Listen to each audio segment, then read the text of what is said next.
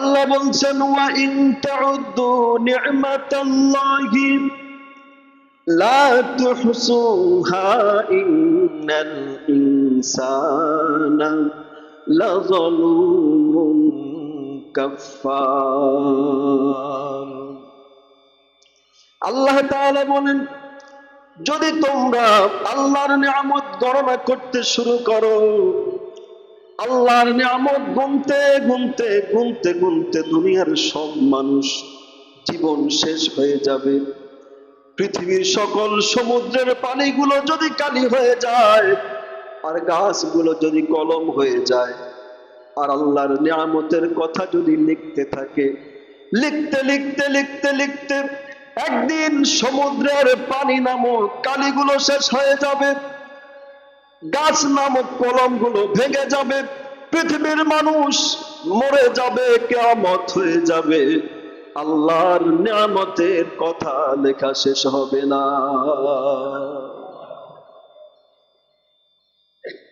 আল্লাহর এত নিয়ামত আল্লাহ তাআলা আমাদেরকে দিয়ে রেখেছেন।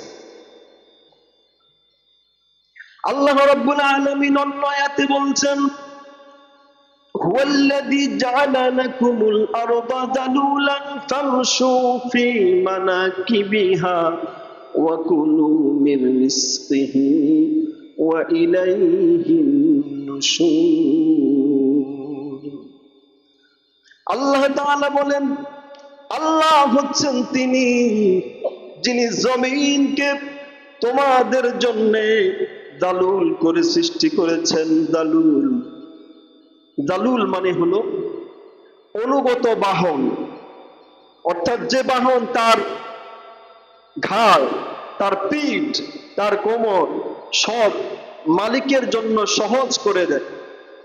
মালিক যেভাবে বসতে চায় সেভাবে বসার সুযোগ করে দেয়। মালিকের কষ্ট হয় এমন কোনো কাজ লাফালাফি করে না, এমন বাহনকে দালুল বলা হয়।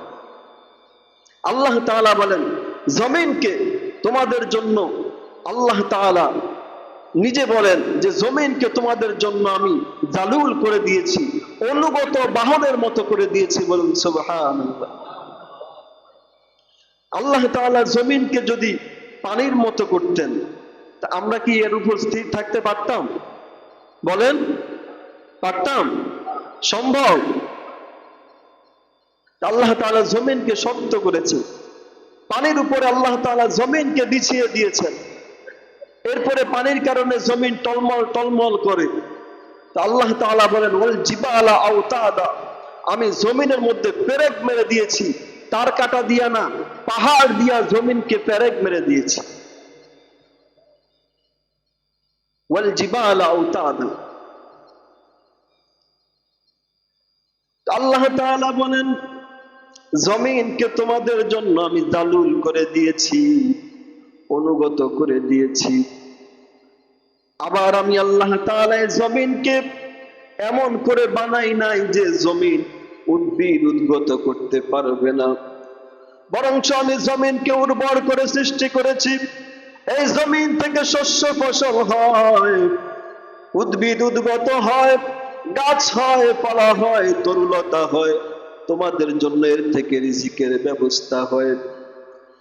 আল্লাহ বলেন, ফামশু ফি মানাকিবিহা, এই জমিনের উপরে তোমরা চলতে থাকো, রিক্সা দিয়ে হোক, সাইকেল দিয়ে হোক, মোটর সাইকেল দিয়ে হোক, গাড়ি দিয়ে হোক, যেভাবে পারো পায়ে হেঁটে হোক চলো, জমিন তোমাদের জন্য আমি অনুগত করে দিয়েছি।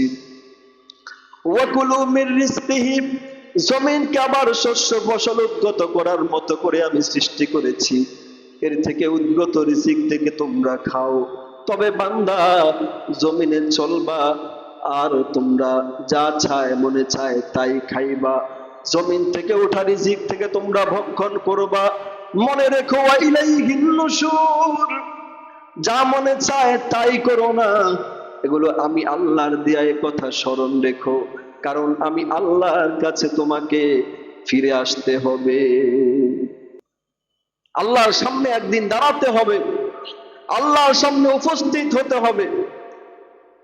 আল্লাহ তাআলা অন্য আয়াতে বলছেন, হুয়াল্লাযী জাআলা শামসা দিয়া ওয়াল কামারা নূরা বান্দা, তুমি জমিনে দিনের বেলায় তোমার জন্য আলো রোশনির প্রয়োজন, সূর্যের আলোর মতো প্রচন্ড আলোর প্রয়োজন, যে আলোতে তুমি দিনের জীবিকা নির্বাহ করার জন্য তোমার জন্য সহজ হবে, এমন আলোর প্রয়োজন। এজন্য আমি আল্লাহ তাআলা দিনের বেলায় সূর্যের ব্যবস্থা করেছি। ওয়াল কামারা নূরা, রাতের বেলায় তুমি ঘুমাবে, আবার কিছু মানুষ পথও চলতে হবে, পথচারীরও যেন কষ্ট না হয়, সে যেন পথ দেখে, আর বান্দা তুমি ঘুমাইতেও যেন ডিস্টার্ব না হয়। এজন্য আমি আল্লাহ তাআলা মৃদু মন্দ আলো চাঁদের ব্যবস্থা করে দিয়েছি। বলুন সুবহানাল্লাহ। মুআজ্জাজ মুকাররম, সম্মানিত মুসল্লিয়ানে কারাম, আল্লাহ রাব্বুল ইজ্জত ওয়াল জালালের আলিশান দরবারে অসংখ্য অগণিত শুকর সুজুদ, যে মহান রব্বুল আলামিন অত্যন্ত দয়া করে, মায়া করে, স্নেহ করে, ভালোবেসে আমাকে আপনাকে সকলকে আজ পবিত্র জুমার দিনে জামে মসজিদে জুমার নামাজ পড়ার লক্ষ্যে এবং তার আগে খুতবাতুল জুমা শোনার জন্য প্রথম সারির মুসল্লি হয়ে মসজিদে আসার, বসার এবং সমবেত হওয়ার তৌফিক আর সুযোগ দান করেছেন। এজন্য সেই মহাবিশ্বের মালিকের দরবারে কালিমাতুশ শুকর আদায় করছি, আলহামদুলিল্লাহ।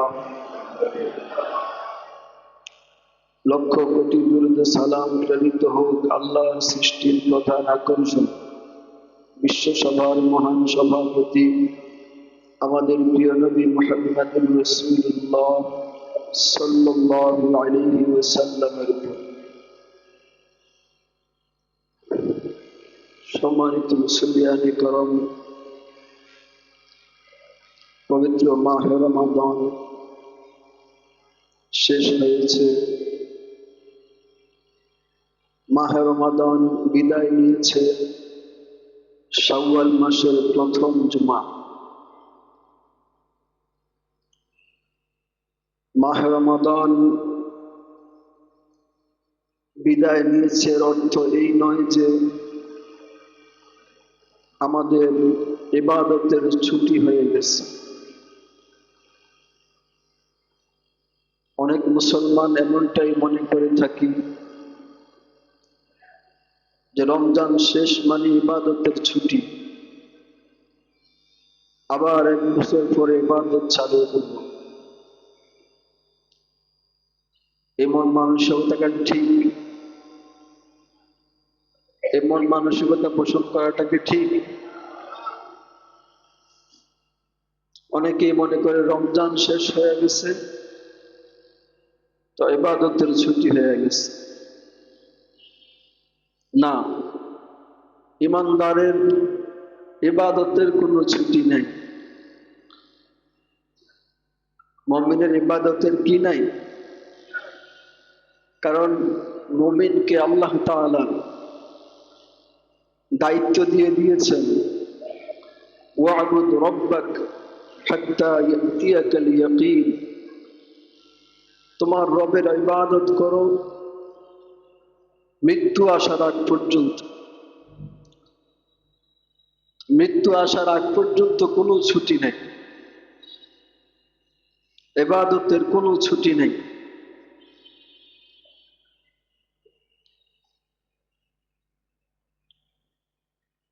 মুমিন প্রতিটি মুহূর্ত ইবাদতে কাটাবে, এটা ইমানদারের দায়িত্ব। এই দায়িত্বটা দিয়েছেন কে বলেন? এই দায়িত্ব কে দিয়েছেন? যে মুমিন সর্বক্ষণ ইবাদতে থাকবে। মুমিন ঘুমাবে ইবাদতকে টার্গেট করে। আমি যদি না ঘুমাই ফজরে উঠতে পারবো না, ফজর নামাজ পড়া হবে না, এজন্য ঘুমাইতে হচ্ছে। মুমিন খাবে তো ইবাদতকে টার্গেট করে খাবে, যদি না খাই তাহলে ইবাদত বন্দেগী করা যাবে না। আমি অসুস্থ হয়ে পড়ব। এজন্য ইবাদতকে টার্গেট করে মুমিন খাবে, ইবাদতকে টার্গেট করে মুমিন বিশ্রাম নিবে। ইমানদার যে সে বিশ্রাম নিবে ইবাদতকে টার্গেট করে, যে আমি বিশ্রাম নিতে হবে, যেহেতু আমার একটু পরে আরেক ওয়াক্ত আসতেছে, এক ওয়াক্তের পরে আরেক ওয়াক্তের সময় হবে, এজন্য একটু ফাঁকে একটু বিশ্রাম নিয়ে নিই। এ হচ্ছে মুমিনের জীবনের কর্মসূচি। 24 ঘন্টা তার ইবাদতে কাটবে। যখন সে জীবিকা নির্বাহ করবে, সে জীবিকা নির্বাহ করবে ইবাদতকে টার্গেট করে। কারণ একজন মানুষ ব্যবসা করুক আর শ্রমজীবী হোক, শ্রমবেগ আর পেশাজীবী হোক, বা একজন কৃষক হোক, সে যাই হোক না কেন, সে যদি তার কাজটা সুন্নত তরিকায় যেভাবে রাসূল করেছেন, যেভাবে রাসূল করতে বলেছেন, যেভাবে সাহাবায়ে কেরাম করেছেন, যেভাবে রাসূল সাল্লাল্লাহু আলাইহি ওয়াসাল্লাম দেখিয়ে দিয়েছেন, সেইভাবে সে যদি তার ব্যবসা পরিচালনা করে, এই ব্যবসা তার ইবাদত।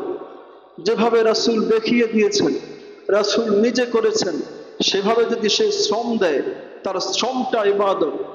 যেভাবে রাসূল দেখিয়ে দিয়েছেন, যেভাবে রাসূল বলে দিয়েছেন, সেভাবে যদি তার পেশা সে পরিচালনা করে, তার কৃষি কাজ করে, তাহলে তার কৃষি কাজটাও ইবাদত হয়ে যায়। অর্থাৎ রাসূলের তরিকায় সে যে জীবিকা নির্বাহ করুক না কেন, সে শ্রম দেখ আর ব্যবসা করুক আর কৃষি করুক, যাই করুক না কেন, যদি রাসূলের তরিকা হয়, তার জীবিকাটাও ইবাদত হয়ে যায়।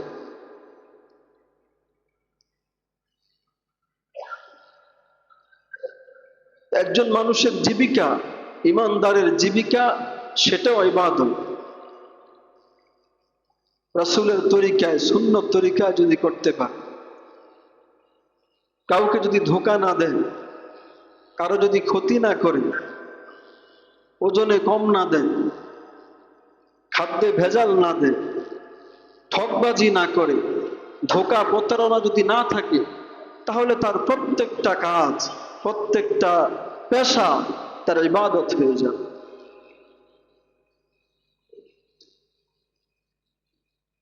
তো ইমানদারের মানসিকতা এমন হওয়া উচিত নয় যে রমজান শেষ তো ইবাদতেরও ছুটি। না,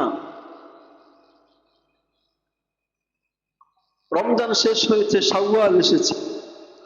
শাওয়ালটাও তো আল্লাহ তাআলার পক্ষ থেকে আমাদেরকে দেওয়া হয়েছে, 6টা রোজার কথা বলে দেওয়া হয়েছে, ঠিক না? শাওয়ালে 6 রোজা আছে না নাই? এই 6টা রোজার কথা শাওয়ালের ব্যাপারে এসেছে। আবার এই শাওয়ালকে আশুরে হজ বলা হয়েছে, হজের মাস। যদিও হজের কার্যক্রম শুরু হয় জিলহজ মাসের 8 তারিখ থেকে, মূল কার্যক্রম, কিন্তু শাওয়াল থেকে এটাকে হজের মাস বলা হয়েছে। শাওয়াল, জিলকাদ, জিলহজ এগুলো হজের মাস। হাদিস শরীফে আশুরে হজ বলা হয়েছে, হজের মাস। তো মুমিনের ছুটি কই আর?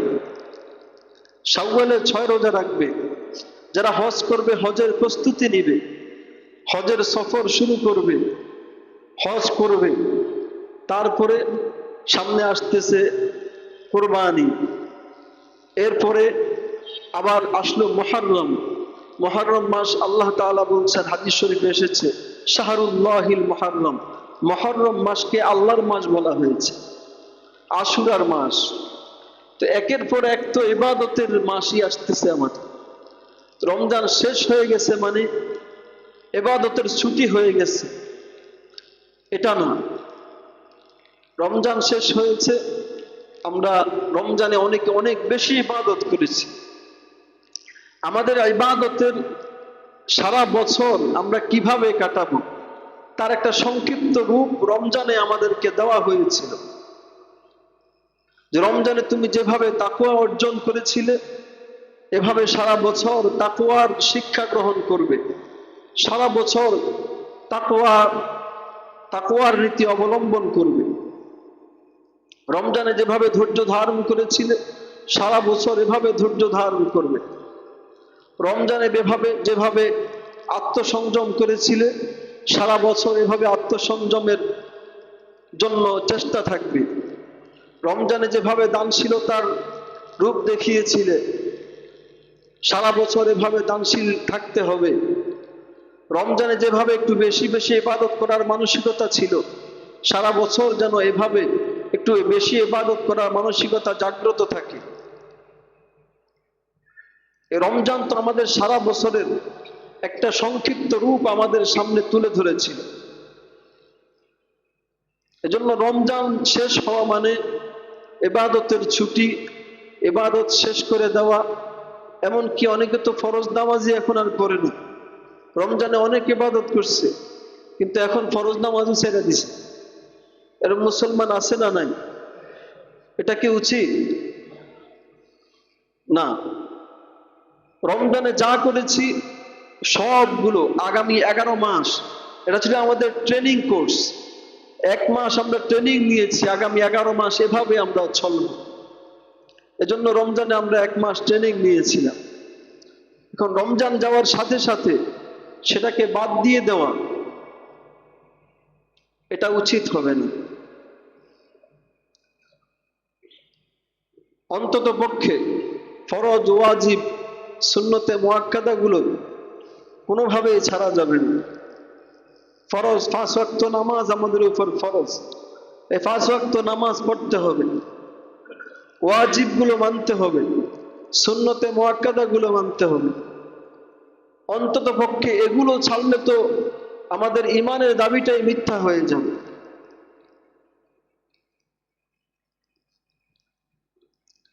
সার্বক্ষণিক আমাদের পথ চলা শুরু হয়েছে, বালেগ হওয়ার পর থেকে ইবাদতের পথ চলা শুরু হয়েছে। এই পথ চলা শেষ হবে একেবারে আল্লাহর জান্নাতে যাওয়া পর্যন্ত। জান্নাতে গিয়ে এবার মুমিন রেস্টে থাকবে, এবার সে একেবারে নিশ্চিন্ত হয়ে যাবে। এর আগ পর্যন্ত মুমিনের নিশ্চিন্ত হওয়ার কোনো সুযোগ নাই। আমরা অনেক সময় অনেক দীর্ঘ সফর করি, দীর্ঘ সফরে অনেক জঞ্জাল, অনেক পেরেশানি পোহায়া যখন বাসায় আসি ব্যাগটা রাইখা তারপর একটু বৈশা একটা নিঃশ্বাস ফালাই, ঠিক না? তার মানে এত কিছুর পরে এবার মুক্ত হলাম। ঠিক একজন মুমিনের দুনিয়ার সকল পেরেশানি, পরজগতের সকল পেরেশানি শেষ হবে যখন আল্লাহ তাআলা মুমিনকে জান্নাতে পৌঁছিয়ে দিবে। তারপরে এর আগে মুমিন নিশ্চিন্ত থাকার কোনো সুযোগ নাই।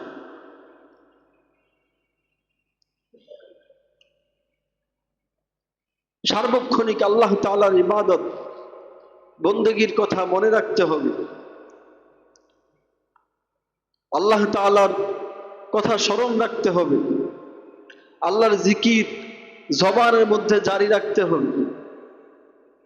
তাহলে মুমিনের সঠিক পরিচয় হবে, মুমিনের দাবিতে আমরা সত্যবাদী হতে পারব।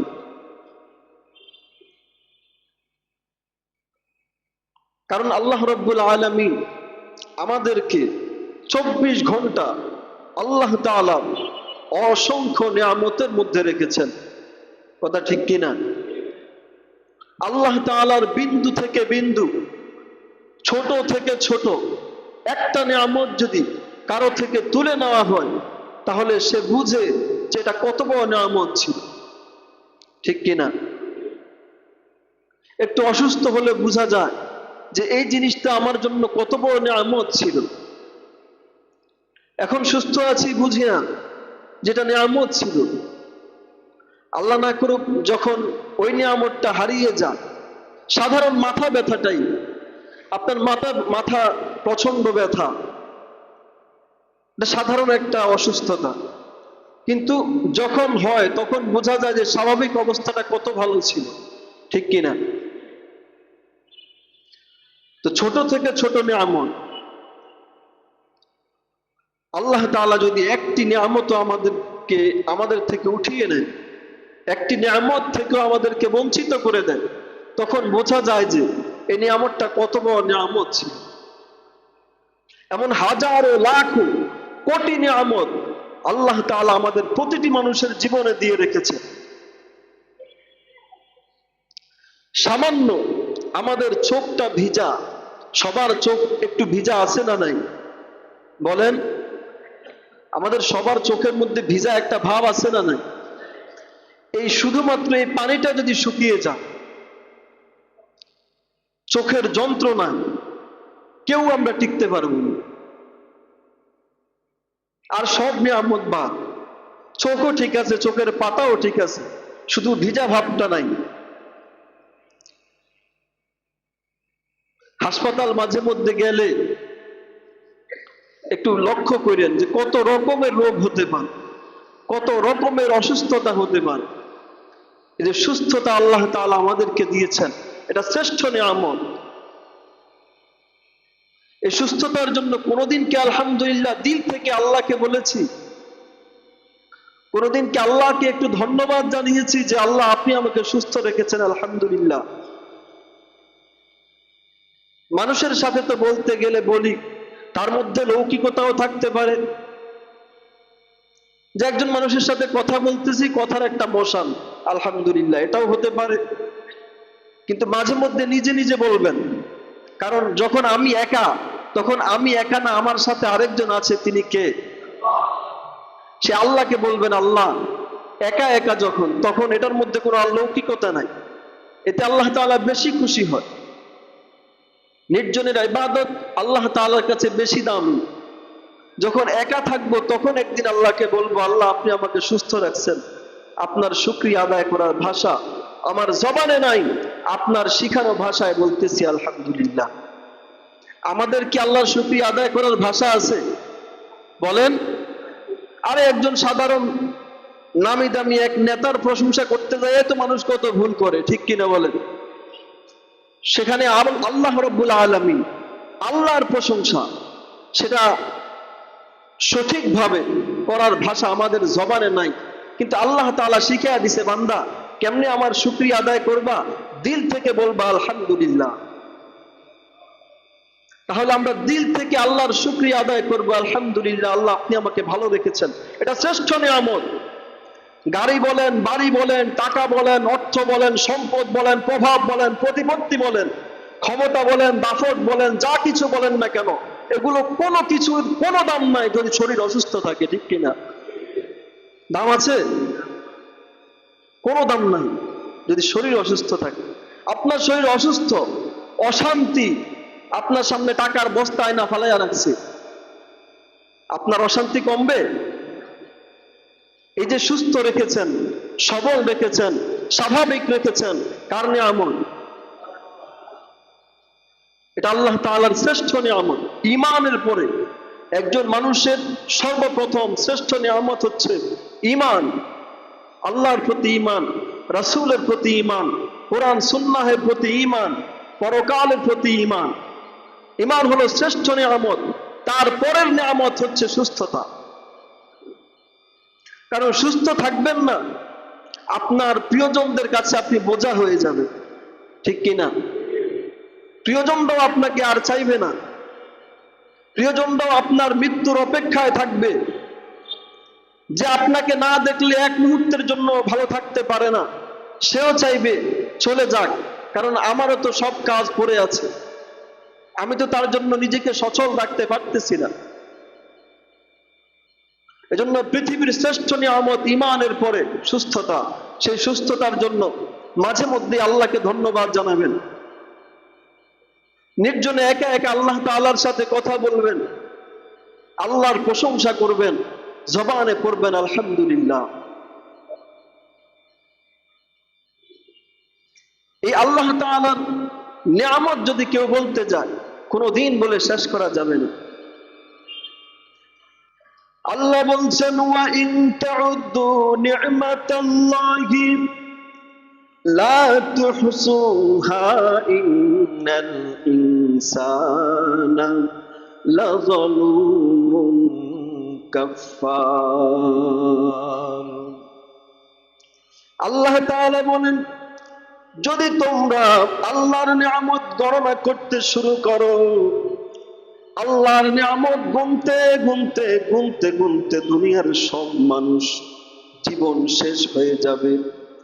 পৃথিবীর সকল সমুদ্রের পানিগুলো যদি কালি হয়ে যায়, আর গাছগুলো যদি কলম হয়ে যায়, আর আল্লাহর নিয়ামতের কথা যদি লিখতে থাকে, লিখতে লিখতে লিখতে লিখতে একদিন সমুদ্রের পানি নামক কালিগুলো শেষ হয়ে যাবে, গাছ নামক কলমগুলো ভেঙে যাবে, পৃথিবীর মানুষ মরে যাবে, কিয়ামত হয়ে যাবে, আল্লাহর নিয়ামতের কথা লেখা শেষ হবে না।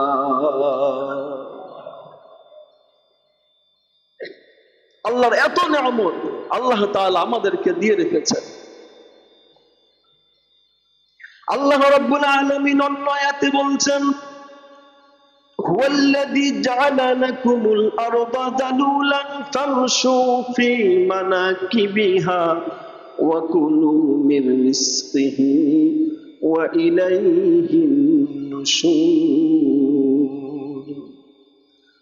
আল্লাহ তাআলা বলেন, আল্লাহ হচ্ছেন তিনি যিনি জমিনকে তোমাদের জন্য দালুল করে সৃষ্টি করেছেন। দালুল, দালুল মানে হলো অনুগত বাহন, অর্থাৎ যে বাহন তার ঘাড়, তার পিঠ, তার কোমর সব মালিকের জন্য সহজ করে দেয়।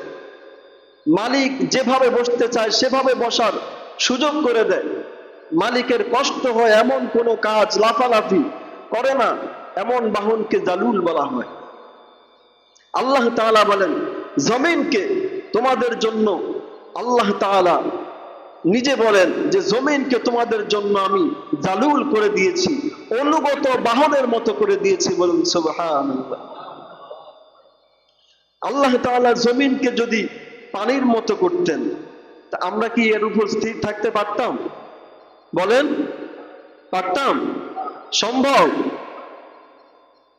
আল্লাহ তাআলা জমিনকে শক্ত করেছেন, পানির উপরে আল্লাহ তাআলা জমিনকে বিছিয়ে দিয়েছেন। এরপরে পানির কারণে জমিন টলমল টলমল করে। আল্লাহ তাআলা বলেন, ওয়াল জিবালা আওতাদা, আমি জমিনের মধ্যে পেরেক মেরে দিয়েছি, তার কাটা দিয়া না, পাহাড় দিয়া জমিনকে পেরেক মেরে দিয়েছি। ওয়াল জিবালা আওতাদা।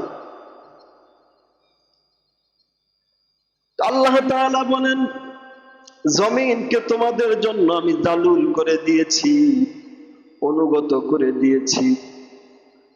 আবার আমি আল্লাহ তাআলা জমিনকে এমন করে বানাই নাই যে জমিন উদ্ভিদ উদ্গত করতে পারবে না, বরঞ্চ আমি জমিনকে উর্বর করে সৃষ্টি করেছি।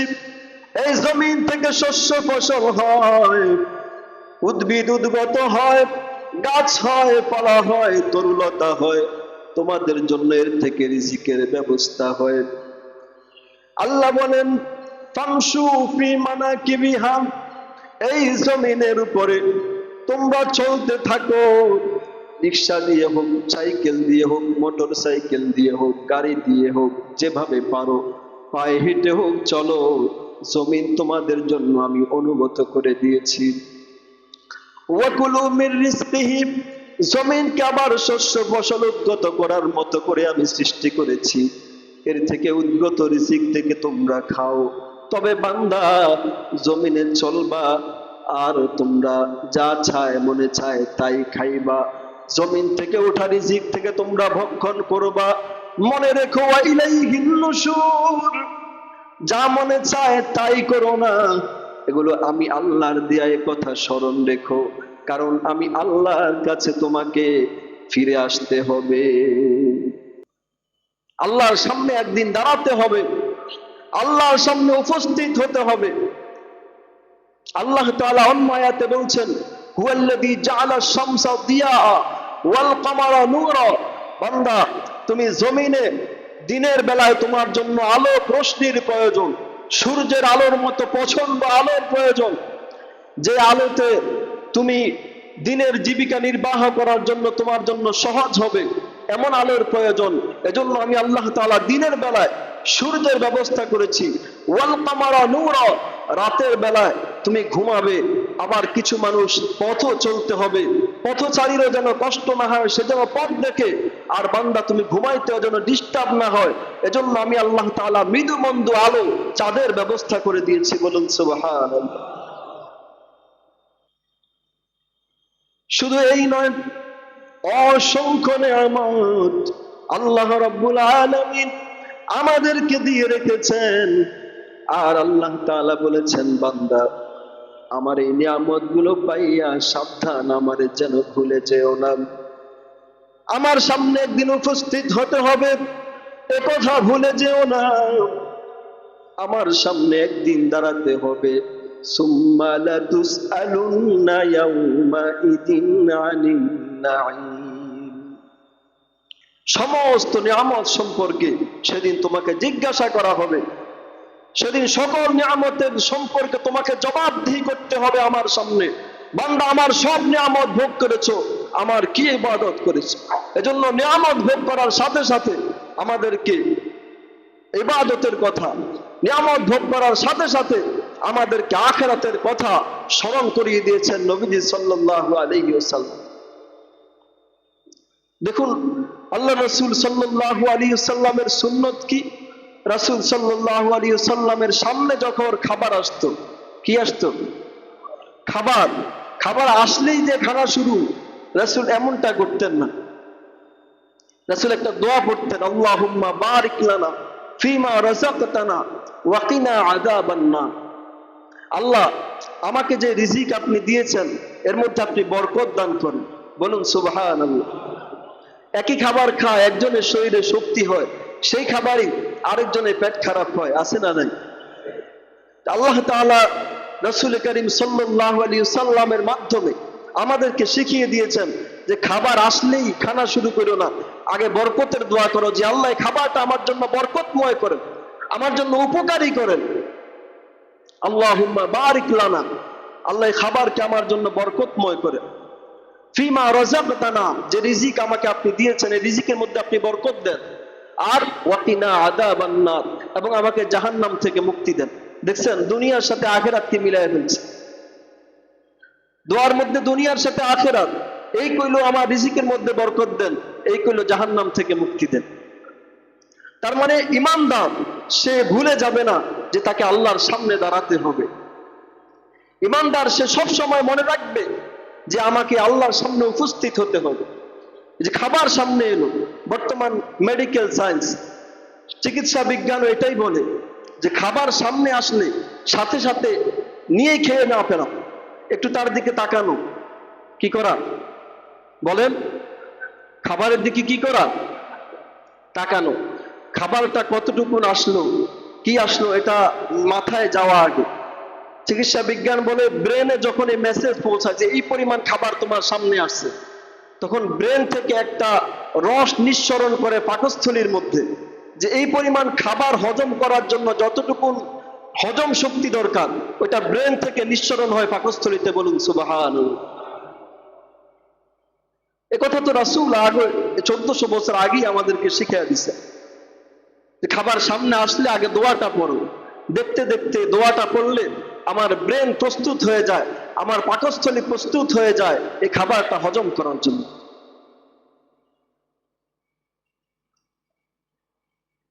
আবার খাবার শেষ হয়ে গেল, এইবার আমরা আল্লাহর শুকরিয়া আদায় করি, আলহামদুলিল্লাহিল্লাযী আত'আমানা ওয়া সাকানা ওয়া জা'আলানা মুসলিমিন।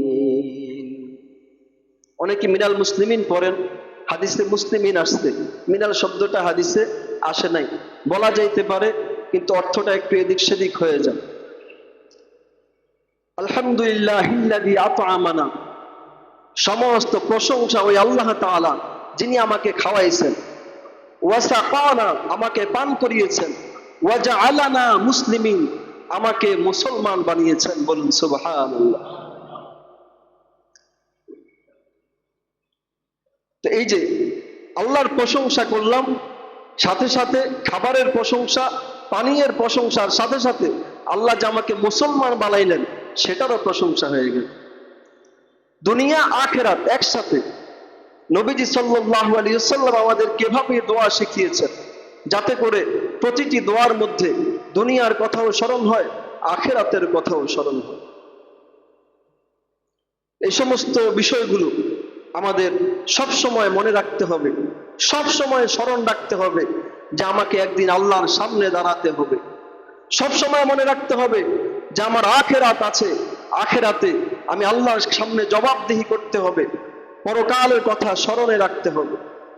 সদা সর্বদা আল্লাহ এবং তার রাসূলের মুহাব্বত দিলের মধ্যে থাকতে হবে।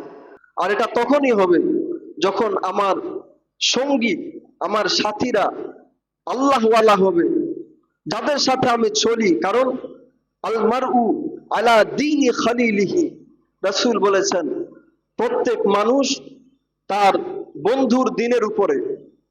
অর্থাৎ বন্ধু যেইভাবে চলে ওই বন্ধুটাও সেভাবেই চলতে চায়। বন্ধু বন্ধুকে নকল করতে চায়, কারণ নকল করতে চায় দেখেই তো একজন আরেকজনের বন্ধু হয়েছে। তো যখন কোনো মানুষ ভালো মানুষের বন্ধু হয় তখন তার ভালো কাজগুলোর কথা স্মরণ হয়, যে আমার বন্ধু যখন নামাজে যায় এই বন্ধুরও মনে হয় আমাকেও তো নামাজে যেতে হবে। আর বন্ধু যখন বিড়ি টানে পাশের বন্ধু মনে হয় আমারও তো এক টান দেওয়া দরকার, ঠিক কিনা? এই বন্ধু যেমন আরেক বন্ধুর মধ্যে তার সেই অবস্থা চলে আসে। এজন্য আমাদের বন্ধু নির্বাচন করব, যে বন্ধু আমাকে নামাজের দিকে ডাকবে, যে বন্ধুর সাথে চললে আমাকে দিন থেকে দিনের মধ্যে আসা সহজ হয়ে যাবে, দিনই বিষয়গুলো মানা সহজ হয়ে যাবে, এমন বন্ধু ইখতিয়ার করব। বন্ধু যদি ভালো হয়, এক কথা আছে সৎসঙ্গে স্বর্গবাস, অসৎ সঙ্গে সর্বনাশ। ভালো বন্ধু ইখতিয়ার করার চেষ্টা করব, ভালো মানুষের সাথে চলবো। একজন সাহাবী আল্লাহ রাসূল সাল্লাল্লাহু আলাইহি ওয়াসাল্লামকে প্রশ্ন করলেন যে ইয়া রাসূলুল্লাহ, কবে কিয়ামত, কবে মাতা সাআ, কিয়ামত কবে হবে? তো রাসূল সাল্লাল্লাহু আলাইহি ওয়াসাল্লাম বললেন যে কিয়ামত কবে হবে জিজ্ঞেস করতেছো, তোমার কি প্রস্তুতি আছে?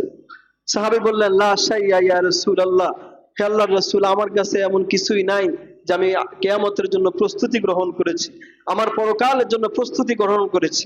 তবে একটি জিনিস আছে যে আমি আপনাকে এবং আল্লাহকে, আল্লাহ এবং তার রাসূলকে আমি ভালোবাসি। বলুন সুবহানাল্লাহ।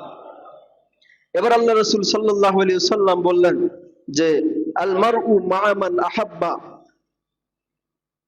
প্রত্যেক মানুষের হাসর হবে তার সাথে যার সাথে তার বন্ধুত্ব ছিল। অর্থাৎ তুমি যদি আল্লাহ এবং তার রাসূলকে ভালোবাসো তাহলে তোমার হাসর আল্লাহ এবং তার রাসূলের সাথেই তোমার হাসর হবে। হযরত আনাস ইবনে মালিক রাদিয়াল্লাহু তাআলা আনহু থেকে বর্ণিত হাদিস, হযরত আনাস রাদিয়াল্লাহু তাআলা পাশে থেকে শুনতেছেন, তিনি বলতেছেন ইয়া রাসূলুল্লাহ, আমি আল্লাহকে ভালোবাসি, আল্লাহর রাসূল আপনাকে আমি ভালোবাসি, আমি আবু বকরকে ভালোবাসি, আমি ওমরকে ভালোবাসি, আমি ওসমান আলীকে ভালোবাসি, আল্লাহর রাসূল আপনার যত সাহাবী আছে সকলকে আমি ভালোবাসি। রাসূল বলেন যদি তুমি তাই করো তাহলে সবার সাথে তোমার হাসর হবে। আমরাও যদি ভালো মানুষের সাথে চলি, ভালো মানুষের সঙ্গ ইখতিয়ার করি, আমরা রাসূল দেখি নাই, দেখছি সাহাবায়ে কেরাম দেখছি। এ যুগের যারা হক্কানি আলেমে দ্বীন, হক্কানি পীর মাশায়েখ, বুজুর্গানে দ্বীন, আল্লাহওয়ালা দিনদার আলেম ওলামা, এদের সাথে চলবো, এদের সঙ্গী হব, তাহলে আশা করা যায় ইনশাআল্লাহ এদের সাথে আমার হাসর হবে। আর দিনদারের সাথে হাসর হলে দিনদারের জন্য যেই ফয়সালা হবে আমার জন্য সেই ফয়সালা হবে। অতএব আমাদের বন্ধু ইখতিয়ার করব, ভালো মানুষ দেখে ভালো মানুষের সাথে চলবো, আলেম ওলামার সাথে সম্পর্ক রাখবো, হক্কানি পীর মাশায়েখ যারা মানুষের আত্মার খোরাক দেয়, যারা মানুষের আত্মার চিকিৎসা করে, এমন হক্কানি পীর মাশায়েখদের দরবারে আল্লাহওয়ালাদের কাছে যাব, হক্কানি পীর মাশায়েখদের বিভিন্ন মজলিসে যাব, মাহফিলে, ওয়াজ মাহফিলে যাব। ইনশাআল্লাহ আমাদের আল্লাহওয়ালাদের সঙ্গ ইখতিয়ার করার যে ফায়দা যে ফজিলত সেটা অর্জন হবে। সামনে চরমোনাইয়ের মাহফিল, আমাদের এই এলাকা থেকে আগামী মঙ্গলবার ইনশাআল্লাহ রওনা করবে কাফেলা। আপনারা যারা যাইতে চান ইনশাআল্লাহ যেতে পারবেন।